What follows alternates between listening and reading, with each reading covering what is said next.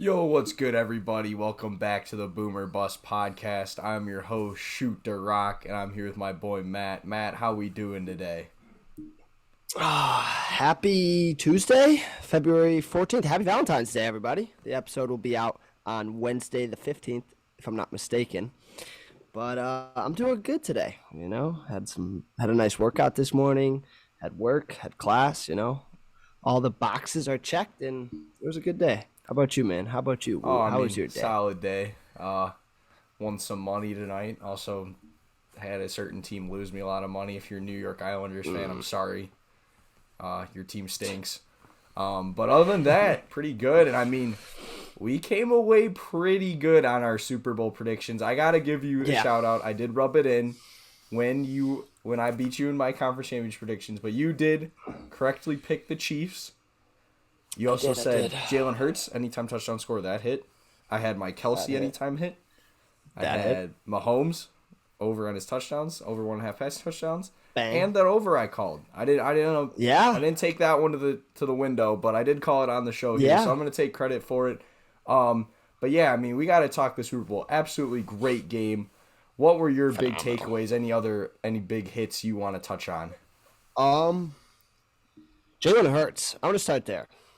I've been very, I don't know the right word, down on Hurts this whole season, partially due to the talent that's around him with that offensive line, that running back room that's now a three-headed monster to some degree, at least in the playoffs it was, and then that those receivers and their tight end.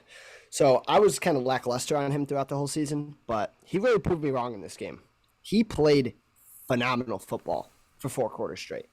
If it wasn't for his defense and his special teams unit, I think they win that game.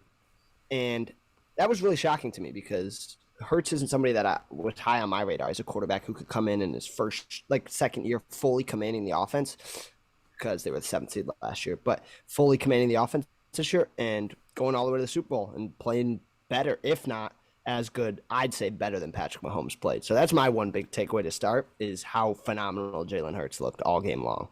Outside of that fumble, but yeah, it's going to happen. No, I have to agree with that. I mean, that's a really good take right there. I mean, the Chiefs really, they played, like they definitely, or not the Chiefs, the Eagles and Jalen Hurts definitely played well enough to win that game. Him finishing off the 3 touchdown drives there. I mean, yeah, I think they're a team to stay. Granted, in the NFC East, there's this curse where teams never win the division back-to-back years. I think if there's a team that could end it, it's the Eagles. Because, I mean, I'm going to be honest, like, going into halftime, I was kind of scared, like, oh, God, like, this could turn to a blowout. Like, the Eagles looked like the better team. That fumble you mentioned kind of is what kept the Chiefs in the game. Yeah. And, I mean, they were getting to Mahomes, and, like, he kind of looked like he sprained his ankle there again, re-aggravated that. But who knows what all they had him going off of there in the second half. And, I mean, he made the plays to win them the game. I mean, we have to touch on it.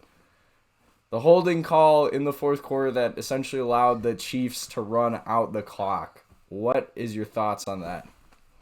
I just hate calls that are the deciding factors of, like, the outcome of a game. I think this has been a huge argument just in all sports for the last, like, year. Easily, everybody on social media attacking refs in the NBA. Yeah, I'm not sure about the NHL, MLB, and then now with football. And this whole football season, we saw it all year long. It's definitely a controversial call. It is. But at the end of the day, I think they made the right call. If there was a call to be made, they made the right call rather than just letting it slide. But it was sad to see because it kind of just, once that happened, you kind of knew what the rest of the game was going to look like, the outcome of it at least. So I was kind of bummed to see the game and how great of a game it was to come down in that fashion and end in that way. But I mean, you could look at the AFC Championship with the Bengals and the Chiefs, similar situations. Obviously a little more time for the Bengals, but still, it's a bad way to end a Super Bowl, but I do think it was the right call. Yeah, no, I mean, I'd have to agree. I mean, Bradbury himself even admitted that he was holding Juju on that play. Yeah, I mean, like, it's the right call. Again, I definitely see the argument, like, let the boys play, but rewatching it, like, it's a pretty obvious hold, and I don't know, I just don't really have much more to say, just because, like I said, I think it was the right call. Again, sucks to see it end that way, because it was such a great game, and I mean, the Chiefs, I keep misspeaking, We're going to, get the field goal there anyways. It would have been cool to see the Eagles have a chance. Yeah. See if Jalen Hurts, like we said, how well he played. If he could Could do, have yeah. led the team down there and scored at the end and to kind of take that chance away from him sucked. But at the end of the day, I mean, it is what it is. The refs got to call the game because, I mean, no one was complaining, let the boys play, that Rams-Saints missed pass interference a couple years ago. Exactly. So, I mean, you can't have it both ways. Yep. I want to touch on something real quick. A little bit within the Super Bowl, but it's touching on your earlier point you stated about how you think the Eagles could be that team to break the curse, to come back, to win their division this year. Not saying that I don't think they will, because do I trust New York? I don't yet. Not at all. Do I trust Dallas? No. Will I ever trust Dallas? No. But Philly's losing a lot of key free agents this year. A lot of people are overlooking them because of their age and whatnot, but they're losing about 8 or 9 starters across the board, whichever way you want to look at it, whether they're running a 3-4 defense, 4-3. But there's a lot of money that they're going to have to make up in that Philadelphia organization, and I'm interested to see kind of how that pans out come this offseason. So that's just something interesting I want to bring up, because they're one of the few teams that has that many starters becoming free agents this year. So it should be fun to see the NFC East next year, though, for sure. But I do think Philly comes back on top. Gotcha. Yeah, I mean, that's not even really something I consider. I'm more just saying Jalen Hurts is like that guy. Mm-hmm. Like, he's him. Yeah. I think any other really big takeaways I have from the game. I mean, this one didn't really end up coming back to bite them. But the doink from Harrison Butker, like, is that like a spot you would have like potentially gone for it? Like, because me in the moment was kind of thinking like in Eagles territory, like 4th and 3, like they were driving, like that's one I would have possibly looked into going for. And I mean, just like overall too, that I guess was kind of like based on the grass. Dudes were slipping everywhere. Like, can we bring that up? Let's talk about that. What are your thoughts on that? This field apparently has been being prepared in Arizona for 2 years long. They've been fermenting it or fertilizing, all these big words that I was reading this article about on ESPN. 2 years long they were taking care of this field. And the way that the players reacted on it, you could just see the announcers and what they were talking about. That field was horrible. That might be the worst field ever in a Super Bowl in history. That might be one of the worst fields just throughout a regular season game that we've seen in history. Even I think it would have even been safer for them to play on the field that Chicago played on opening week against San Fran. Damn rainstorm field. That looked more stable than the field that was played on at the Super Bowl. So I was genuinely shocked by that, because that's like the biggest stage. You're getting so many sponsorships, so many viewers, and that's the field you put out. Oh, it was just embarrassing to see. It was sad. It was sad for NFL. I'll say that. Yeah. No, I mean, like, it's almost like they just like overthink this stuff. Like sometimes, like, I don't know. Like, I don't know if you watch like Cardinals games close this year. I really didn't, but like I didn't notice that being like an issue or like hear anything on Twitter about like people complaining about it. So yeah, I don't know. All right. So kind of touching here, moving on a little bit from still talking about the game itself, but like we said, really great game. And this was a question I saw on Twitter, was like, what's like the first Super Bowl you remember watching? And then, like, how would you rank this among, like, the Super Bowls that you've watched live? All right, well, let's start with the first Super Bowl I can recall watching and, like, remember. Because I'm sure I was 2 years old sitting on my dad's lap or something watching the game. But the most recent one I can recall was earliest one I can recall was 2005, I believe, in Jacksonville, Florida. And it was New England and Philadelphia, if I'm not mistaken. And it was like one of the first games I remember watching football. After that's the next year my dad put me in flag football to play. So that was definitely probably the first earliest Super Bowl I remember and can recall. But your second question was like what other Super Bowl can maybe compare to this one? Yeah, pass like it up, since then, like where would you rank this? Because one ESPN article I was reading, like some dude was saying this was the greatest Super Bowl ever, and I was like, okay. I'm a holder of horses. I don't know if I'm going that far. Yeah, that's absurd. I still look back at that 2017 Super Bowl with New England and Atlanta. Yeah, I mean, you see that hat? I know. But can we not act like that was one of the greatest Super Bowls we've all watched? No, I mean, that was what I was going to bring up and was going to feel bad, like, bringing it No, up for you, but you beat me to it, so thank you. I take it to the heart. I take it. It's fine. It's nothing bothers me anymore. 28-3. I see it once a year on Twitter. Everyone's clowning it. So it's okay. I can take it now. Maybe 6 years ago I couldn't. But yeah, no, that was one of the greatest Super Bowl finishes for sure. Then I think you need to look at what was the one with New England and Seattle? Was that 15? Yeah, Super Bowl 49. 15, yep. And that's another one. And then I mean we could go all the way back to like the 80s, 90s. There's been great Super Bowls, but to touch on your point, is this up there as one of the greatest Super Bowls? In my opinion, no. In the last 10, 15 years, I could put it up there for sure because there's been a lot of blowouts. You had 2014 with Seattle and Denver. Then you had Denver and Carolina in 16. So there's been a lot of blowouts. Tampa Bay, Kansas City in 2021. There's been a lot. So I don't know if all time I'd put this up there as the greatest, but in the last 10, 15 years, it's definitely up in top 5. What about you? So for me, the first one I remember watching was the Giants beating an undefeated Patriots team. Because similar to you, like talking about flag football, like that was the first year I was in flag football. And I mean, like I kind of followed like the Steelers like a little bit because that's the team I was on, and hence why I'm like a fan of them now. I remember like my dad would get like the newspaper with like the scores and like had a big write up every week, so I remember. But yeah, like I said, I remember watching that game. That honestly might, I'm not sure I want to say it was the greatest one I ever watched, but like it's definitely up there. And then the following year, the Steelers against the Cardinals winning, like for me a personal probably my favorite.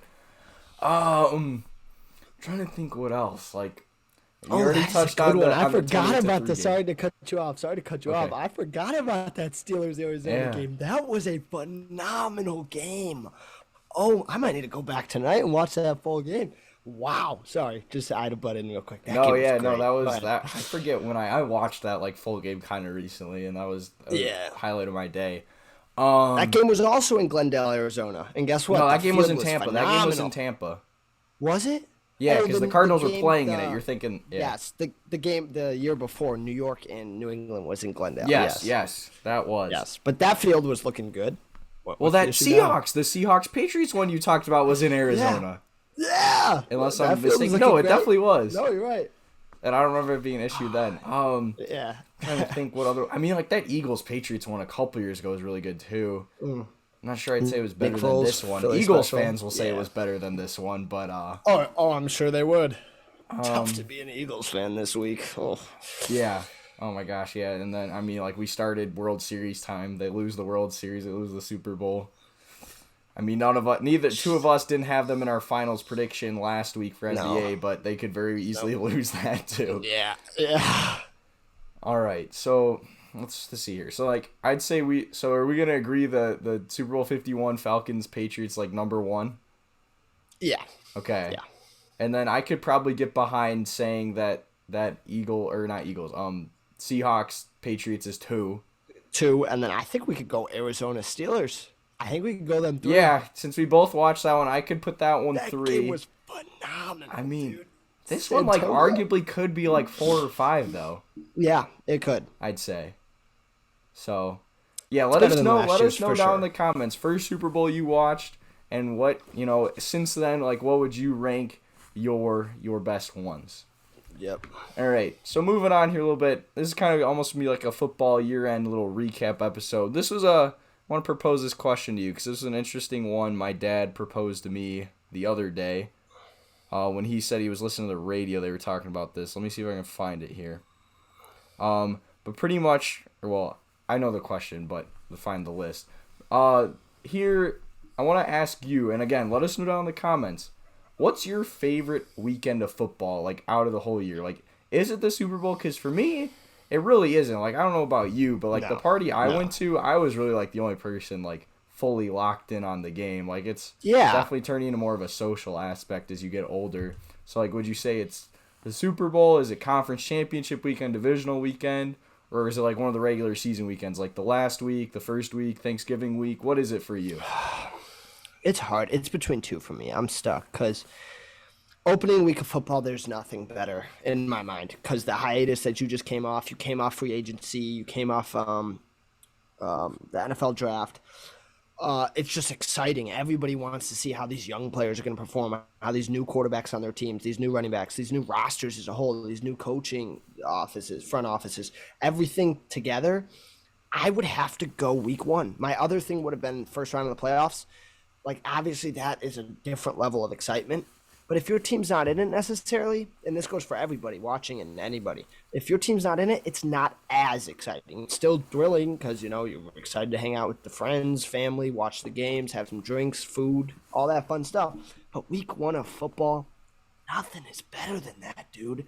Every game, I know it's early and you don't get much compared to division. Kind of your final and down, who's going to make it, who's going to win, who's going to go to the Super Bowl. You got an idea, at least, as a fan. Compared to week one, it's like the Falcons could come out and beat the Bills 55-10, but people aren't going to put high value to that since it's week one. But to me, it's got to be week one, just for the whole aspect of your team's playing. It's a new roster, new young players.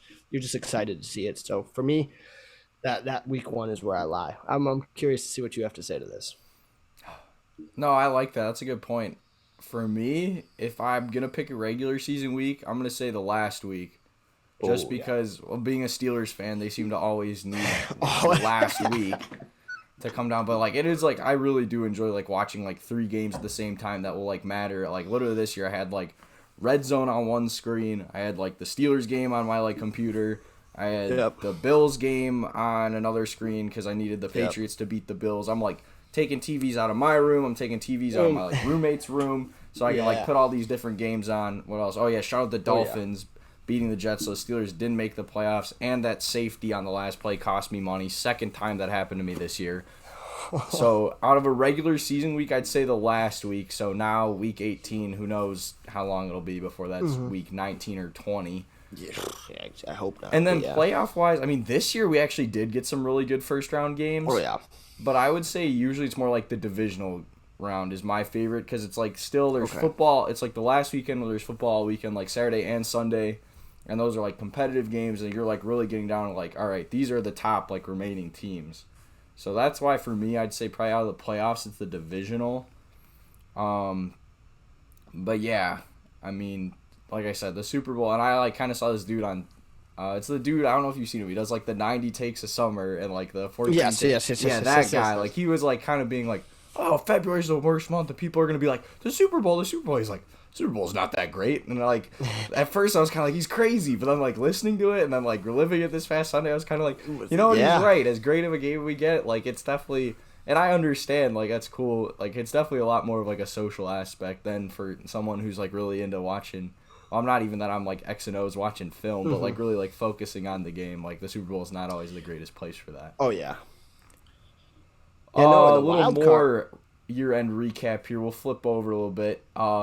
What is there any NFL awards that stood out to you? Because those happened Thursday. We did not touch on it at all.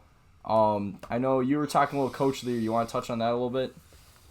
Yeah. Brian Daboll, well deserving. In my opinion, well deserving of that award. The Giants overachieved this year completely. Nobody thought they were going to. I thought it'd go Philly, Dallas, Washington, New York. And most NFL fans, I think, thought that. You could switch out Washington and New York. But New York didn't make anything crazy move-wise.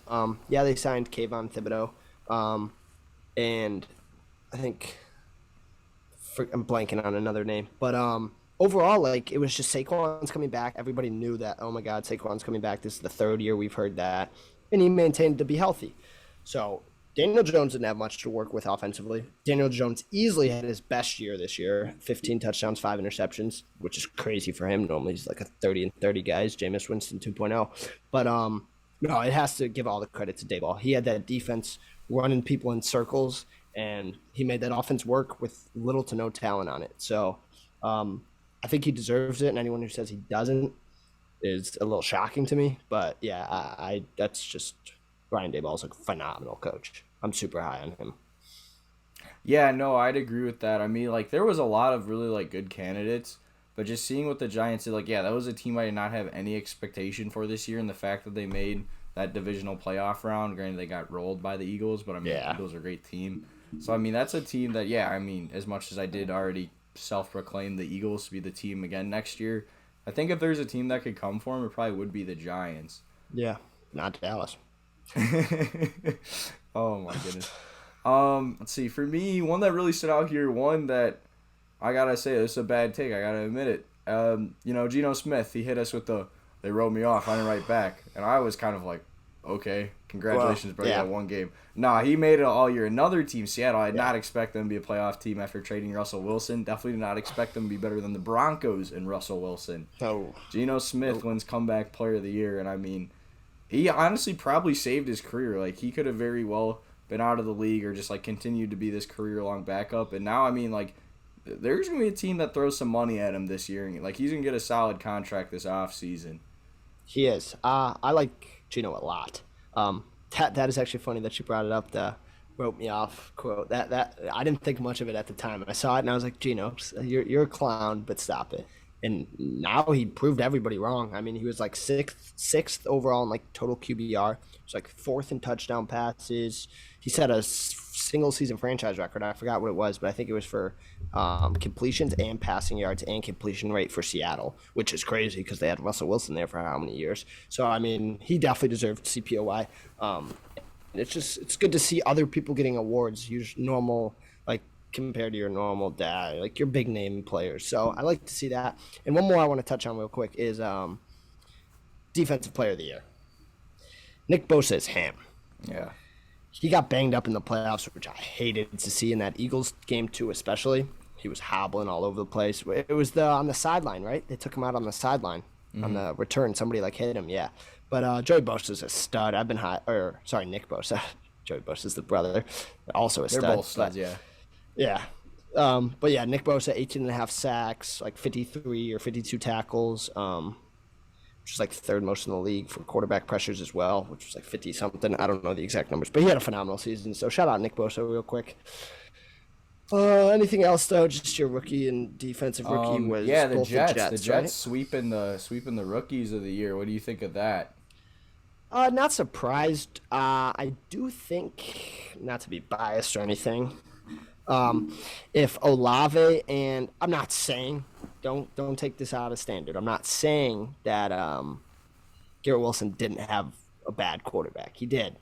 But if Olave and London had consistent quarterbacks throughout most of the year, compared to flip-flopping between Mariota and Ritter, and then with Andy Dalton, oh my, I do think that race would have been a little more interesting. But overall, do I think Garrett Wilson deserved it? Yeah, but it was for me, it was between him and Olave for sure.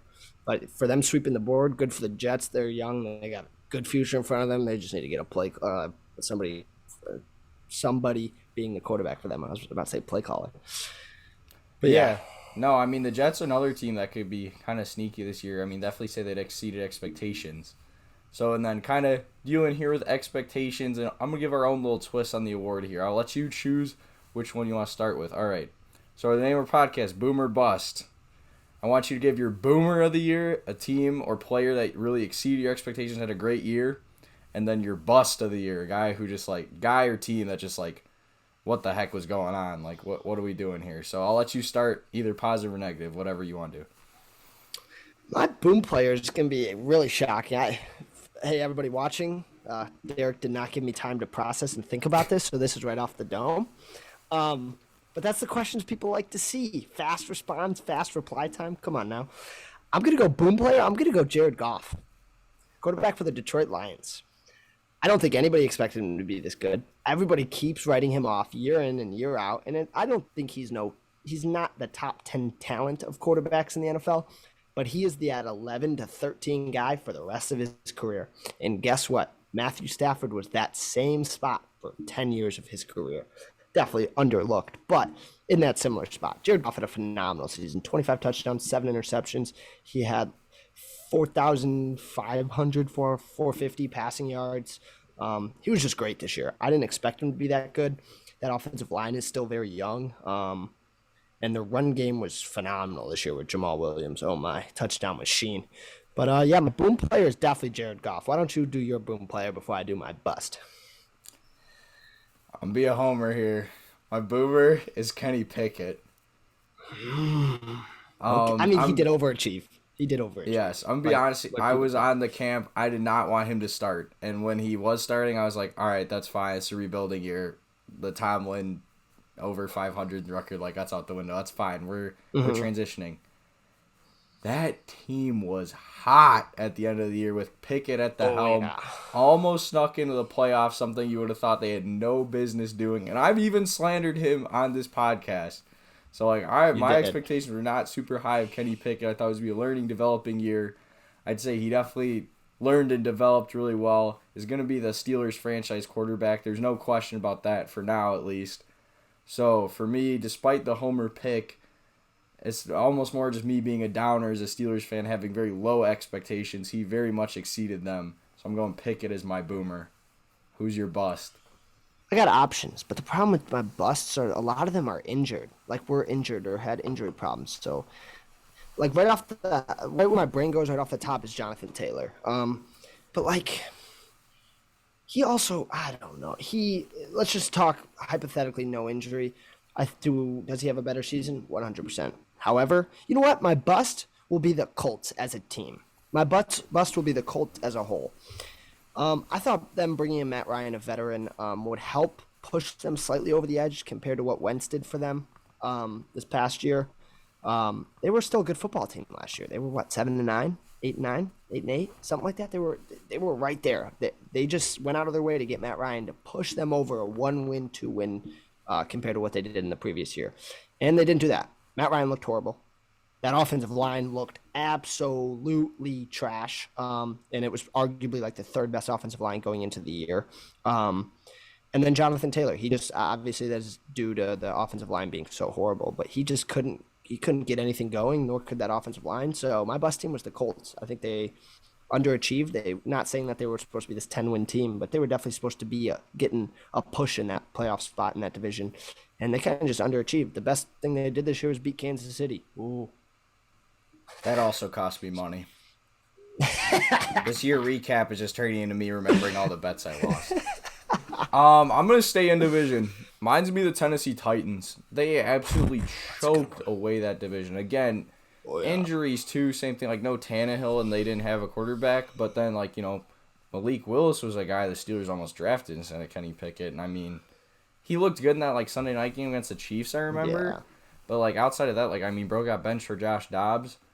And, that's a team, really, Jacksonville did get hot and play well the second half of the year. Yeah. But, that's a team that was the 1 seed in the AFC last year. And then they go from that to finishing outside of the playoffs under 500. Bottom 10, yeah. And, if you want to go, I might even go co-busts here. I'm going to go co-busts of the year. Green Bay Packers. Again, 1 seed, missed the playoffs. Yeah. They showed in that game against, the Vikings the second time. They had the talent to beat them, but, that somehow just turned into being, the Vikings division to lose all year. I get, you lose Devontae Adams and, trying to build more receivers, but, that's still a very talented team. Yeah. And the fact that, you think, Sunday Night Football, we need 1 win to make the playoffs, and watch them go on a run, and you can't beat the Detroit Lions? A team you've owned? I think times are changing here in Green Bay. So for that, I'm gonna give them, the Packers and the Titans, co-busts of the year. There you go. I like that. All right, so just kind of wrap it up here a little bit. Now that football's over, kind of what is your what's the sporting event you got your eye on that you're watching the most here this kind of football season? Now football's over before March Madness, MLB starts and all the playoffs. Kind of what's your go-to? Boom! You just nailed it on the head. March Madness, baby. Matthew's favorite time of the year for sports is March Madness. There's no better environment. There's no games that mean more in the line. There's no other sport that has this many diehard fans for Virginia Commonwealth teams that make it. It's crazy. It's such a great time of the year for basketball. It's exciting. You get to see these new players. You get to see clutch shots. You get to see big plays being made, big dunks, big posters. It's a great time of the year, and it's right around the corner. You best believe, viewers out there, I'm going to be trying to cover as much March Madness conversations as I can. So I'm just so excited for that. I don't even care. Baseball's starting here soon, and then you got free agency for NFL. NBA playoffs are a couple months away. No, give me March Madness 7 days of the week. I'm here for it. So are you watching a lot of college basketball like right now then too, like leading up to the tournament, trying to find that like team that, Yeah. either could be the Oh yeah. Cinderella or who you think your national champion's going to be? Oh yeah. I got both predictions. Okay, let's hear them. So national championship has got to be the Cougs, Houston Cougars. They look so good this year. Nobody can run the transition like they can. Nobody can defend the rim like they can. They're phenomenal this year. And then a sleeper team is Miami. Miami is sneaky good. Sneaky good. If I'm not mistaken, they played UNC last night or Yeah, they 2 nights beat ago. UNC last night. And they I were mean, cruising against them. Mhm. So those are my two right there. Yeah. Houston is my favorite, but Miami is a sneaker. How about you? How about Okay. you? Wait, you got any? God, I hate to say it because I have this one buddy who just goes in on me about Duke. Again, yes, the fair weather fandom continues to show I'm a Duke basketball fan. And he goes in on me about North Carolina beating them in the Final Four last year and Kansas winning the national championship. But if there's a team that's going to repeat for the first time since Florida back in like the early to mid 2000s, I think it's these Kansas Jayhawks. They have a lot of star power. They have been kind of suspect on the road, so it'll be interesting to see when they play on a neutral floor. However, nice win for them tonight against Oklahoma State. Sleeper. I'm going to Indiana Hoosiers. Trace Jackson Davis, if it wasn't for Zach Edey, would win Big Ten Player of the Year. And honestly, there could be an argument where he's on that same level as Edey. So I think, if he has a good tournament, they have some players get healthy. I mean, they've shown their ability to beat good teams. Granted, they've also kind of pooped the bed against some not so good teams. Yeah. I'd say those. I'd go Kansas my favorite, Indiana's my sleeper. I like that. We're on different sides. We're not near each other. I like this. I like that. Hey, viewers out there, real quick, leave a comment below, please. Don't forget to turn on the noties before you do that. But leave a comment below if you'd like to see the Boomer Bus Pod collaborate on a little March Madness bracket. We'll put it out to you guys. You can look and see if you like certain things. If you don't like, you can try to beat ours. You can lose to ours, which you probably will. But just put a comment down below if you want to see that. I think that'd be something fun to do. Oh, we are definitely having heads. a March Madness like pool on ESPN, and we will definitely be doing multiple shows, giving our picks and stuff. Hence, you might even be coming out here for a weekend of the tournament, so we might even do an in-person live show. We might have a live show. Let us know in the comments if you want the live show. Yes, sir. Yes, sir. All right, I'm gonna give it a little love, because this weekend, always this time of year, there's one outdoor hockey game, and it's this weekend. Carolina Hurricanes, Washington Capitals at Carter Finley Stadium, where NC State plays. The two teams just played tonight. Close game. Hurricanes won 3-2. Sadly, no Alex Ovechkin probably, but if there's a spectacle in all of hockey, we were just talking about how gimmicky the All-Star game is last week, and if there's one that they do it right, it's these outdoor games. So definitely tune in this Saturday on ABC, Saturday night. Giving a little free promo here. If I gotta lead one way with the pick, I'm probably going Canes just because they won against them tonight, and they'll be at home. Let's ride the Canes, baby. The Boomer Bus is on the Canes. We're on the Canes. We're on the Miami Hurricanes, Carolina Hurricanes. We're on all the Hurricanes. Yes, sir. But all right, that's gonna wrap it up for today's episode. Hope you guys enjoyed. Make sure to like the video, comment. We asked all sorts of questions today. Comment whatever you want down there. And Matt, what else should they do when they're down there? Turn the noties on, please. Noti gang, where you at? Turn them on. Thank you. Yes, sir. Never miss a video because we're probably going to have a 2-episode week this week. We haven't done that in a minute. Oh, yeah. So, turn the noties on. You do not want to miss that. Well, that's going to wrap it up then, boys and girls. We will see you on Thursday. Peace.